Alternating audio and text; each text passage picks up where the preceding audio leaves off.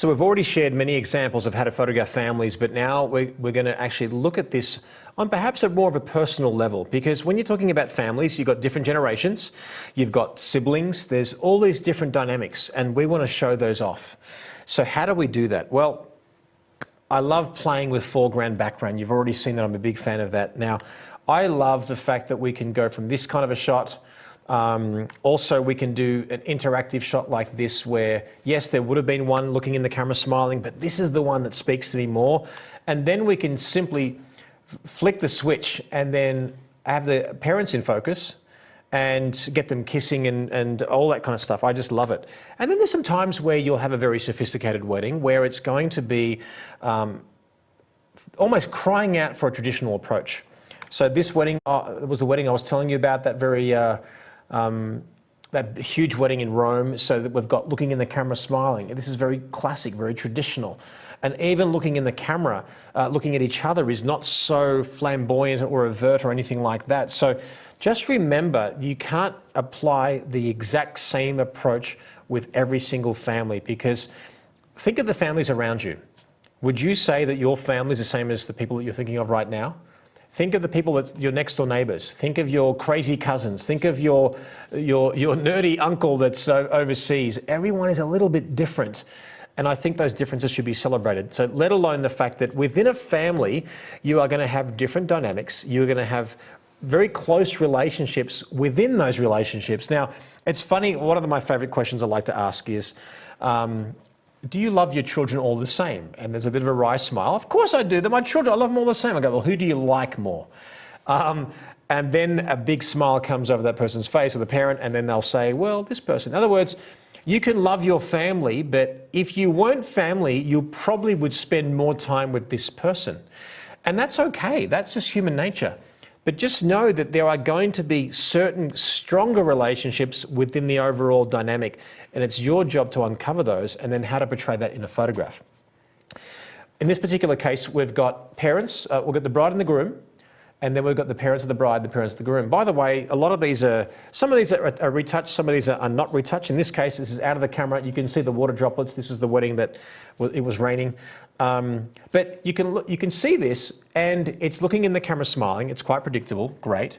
But then how cool would it be to actually showcase the bride with her family, the groom with his family, and then you get, basically, you see how they're connected physically by the flowers in their bodies. So this is basically saying, well, this is the whole family coming together, but there is still this nucleus of a family that already existed, and this is the other nucleus, and now we're becoming one, which I think is beautiful. Then I wanted all the couples to kiss. So I got, unbeknownst to the mothers, I said, Mum, turn around, face your partner, and then, let's see what got you into this mess in the first place. Hashtag, you know what I'm talking about. Then they kiss. They'll say, who can do it best, And then, of course, you're always going to get a reaction after the kiss, which I think is actually really sweet. But a mother and a son, and a father and a daughter, there are going to be dynamics that we just associate with that sensibility. Like a mum, you often hear a mama's boy. You never really hear the phrase mama's girl. Doesn't really happen. You always hear, daddy's girl or something like that. So you have to understand that those relationships and dynamics will reveal themselves, and you know that the mother's got a soft spot for each of her kids, but when you're getting married, there's a beautiful relationship there. We want to showcase this relationship. There would have been one looking in the camera. You have to get that shot, then get the interactive ones.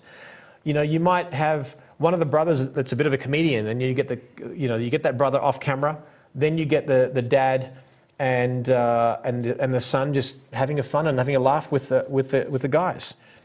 But the fact is that we get this kind of shot looking in the camera, then we interact, and then we simply can get the groom in the foreground again, and we've got a different kind of a shot. This will save you time and give you a lot of variety, therefore, unemotionally, more selling options. And then being Greek and coming from that sensibility and being loud and over the top, like I said, give him a bit of a slap on the head, like, what is he doing getting married? Like, all that kind of stuff. So now he's slapping him a little bit there. You can see how mum's being protective with her right hand. And the boys are just quick to be happy to do that. And I said, come on, give him a hug. And then all of a sudden, no, come on, I love you, son. Come over here. Gives him a hug. And it's just beautiful. But again, this is not technically difficult. Arguably, it just should be a shift in your psyche that you're focusing on your camera too much and forgetting about the dynamics of a relationship. And it's going to be different. I often say that if you photograph through the eyes of a loved one, you will only ever see beauty. If I photograph through the eyes of a dad, it will make me do shots like this. You know, because now we can very clearly see the dynamics and the friendships within the family, which is beautiful. This next photograph, this is of a bride and parents, probably one of the most beautiful photographs that I think I've taken. It's so simple, it's so clean, yet it says so much. That beautiful gesture, the foreheads touching, the light hitting the bride's face, the expressions, the negative space.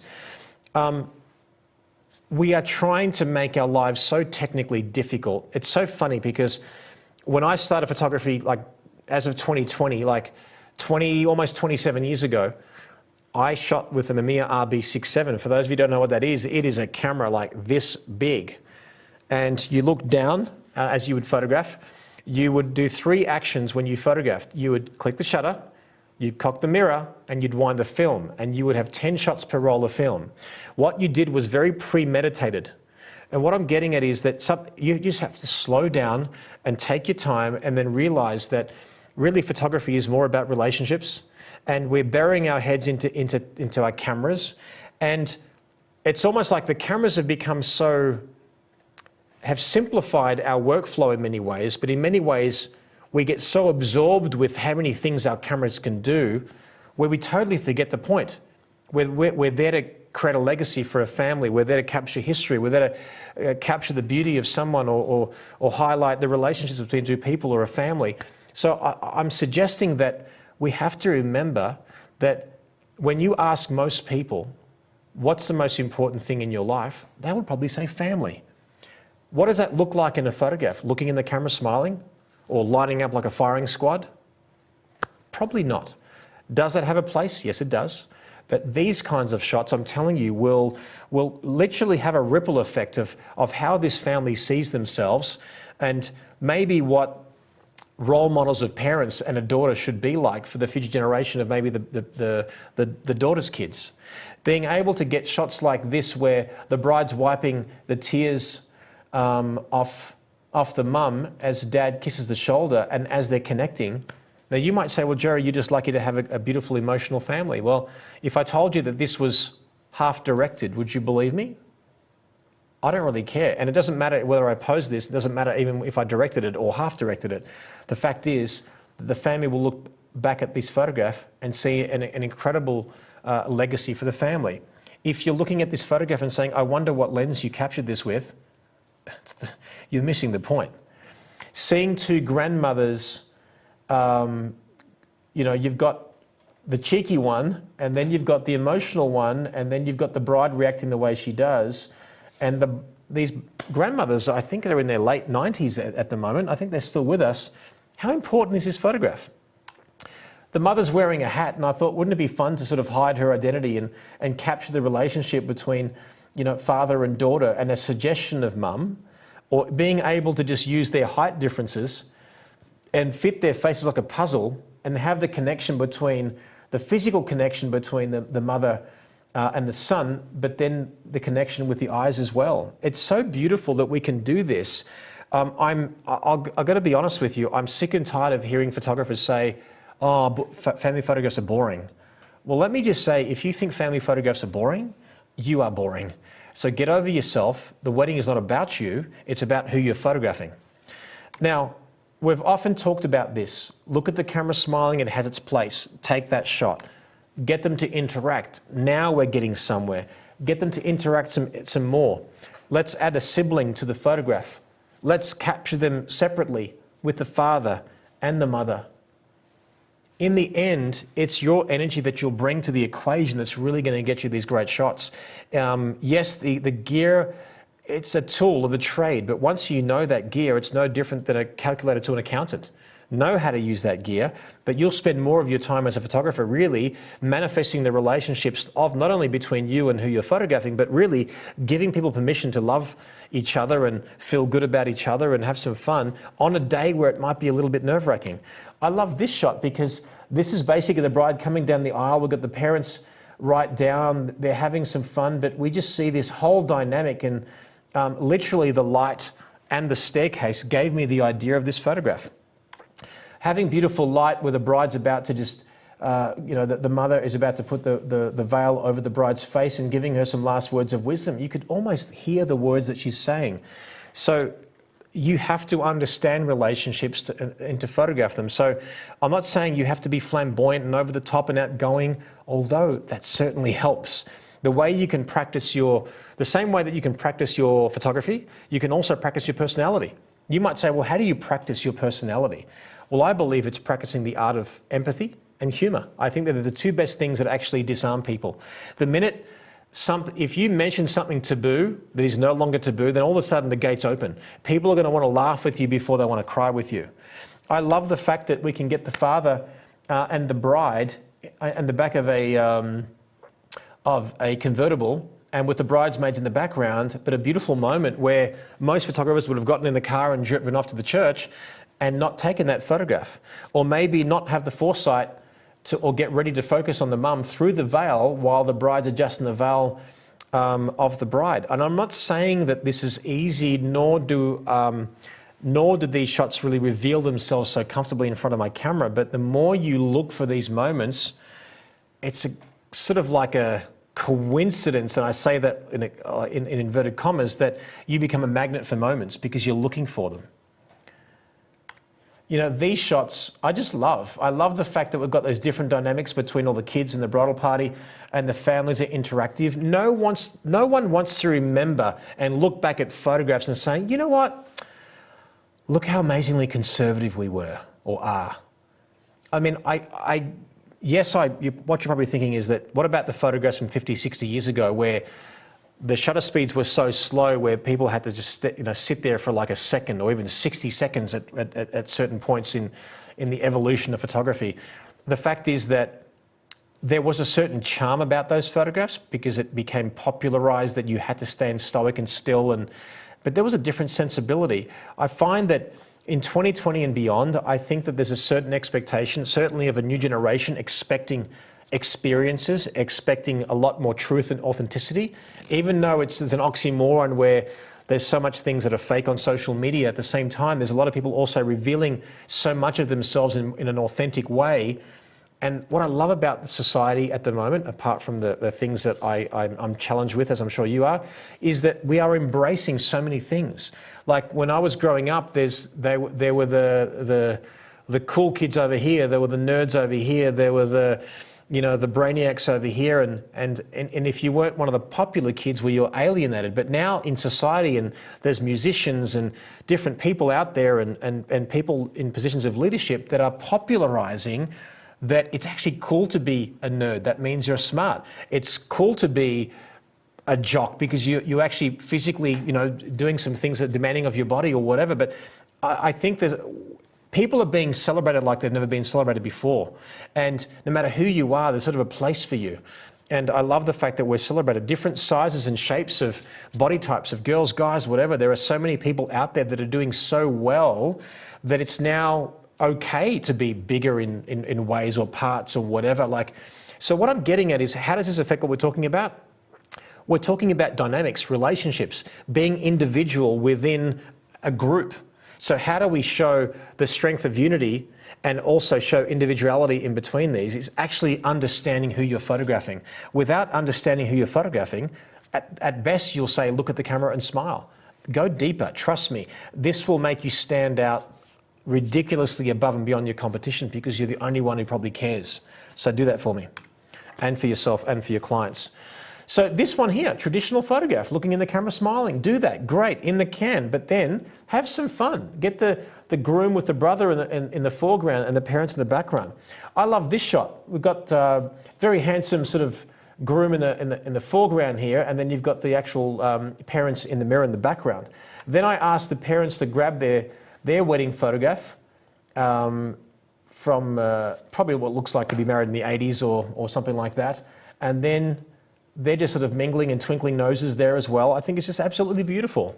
You know, having such a close bond with the father and the bride, you can see that the bride had this in her, because she would almost treat dad like a Labrador. Like, you know, you sort of wrestle, you're cute with it, you're playful, whatever. Like, you knew that this would probably reveal itself. Sometimes it's the brides or anyone you photograph, you just need permission to do that or feel that way. Even doing a big group shot at the church, which you've often seen, I personally like to do it either from a bird's eye view where I'm photographing down on people so I can see more faces, or if there's enough steps, we can have rows of people so we can see everybody. But don't forget that after that shot that you take, get the couple away. Could you try again? Well, let's just say that a girl with the name spelled S-I-R-I thought I was talking to her, and that's why she interrupted me. But anyway, so we can get the bride and the groom in the foreground and then all the family in the background, which I think is really fun. But look at this shot. Look at the dynamics of this shot. Yes, there was a shot looking in the camera smiling, but that interaction, I'm telling you, will be the difference between why someone books you and not somebody else. But this shot, there was that shot looking in the camera smiling while the bride and groom were with the family. But I'm like, hey guys, bride, I want you guys to walk away from your family. This is it. This is your time. Family, celebrate that couple, blah, blah, blah. Like, hype them up a little bit. And we've got that shot. Then you've got that, you know, that traditional family portrait on the stairs. But that also has a home. You just have to understand who you're photographing, what you have time for, what is going to be realistic under the circumstances. Whatever you think you can do, push it, because you're probably going to get a lot further than what you think. Even at the front of a house, you know, you think about it, that you welcome people at the front of a house. So that's what you do. That's the first impression that people give. And if all of a sudden I take a family portrait at the front of that house, that would be meaningful to the people who owns that house and so on. But I love the fact that we can go from looking in the camera smiling to interactive. Then we've got mum and dad, so mum and the daughter looking off, you've got dad kissing the cheek, interacting with siblings, and then the brother. This is not that difficult, guys. What we just need to know is that there is a home for all of these photographs. So you just have to start to understand when you're photographing a family, this could be your family. What would you want for your family if you were being photographed? You know, I want a blend of these traditional photographs. I want clean representations of what's going on. You know, I want photographs of siblings and different connections like that. And sometimes, you know, you might just do an extra photograph of the mother, of the groom and the father. But, you know, mum and dad were actually, on this particular wedding, mum and dad were just standing on the side, and they came to the location portraits with us. So there I am, in my mind, thinking that we had already done all the family portraits, but they came with us to the location.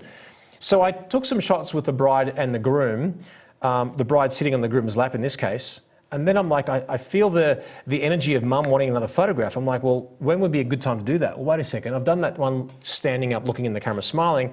What would I do now next? Well, perfect opportunity. Let's just change it up. She sat in the lap. Hey, stand together. We took that shot, and that was it.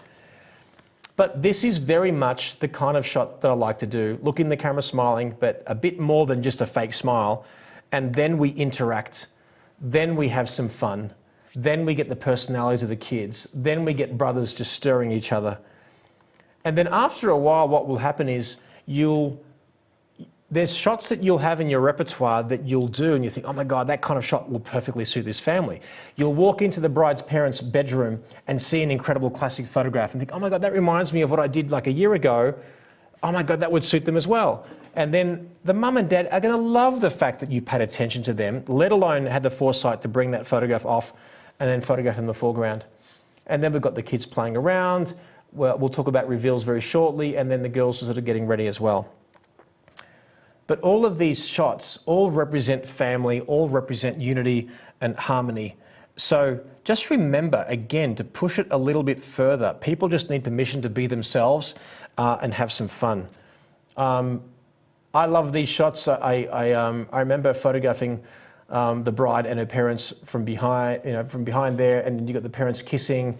And I think I made the parents blush on the bottom left because mum and dad were kissing quite passionately, and forgive me if you think this is offensive, I said, oh my God, mum and dad, you're kissing like porn stars. And I developed enough trust with this family to say that, knowing that they wouldn't get offended, and you can see how the bride just freaked out and laughed, but mum and dad thought it was all too funny. And then we added her daughter, and then we added the brother, and of course we got those shots as well.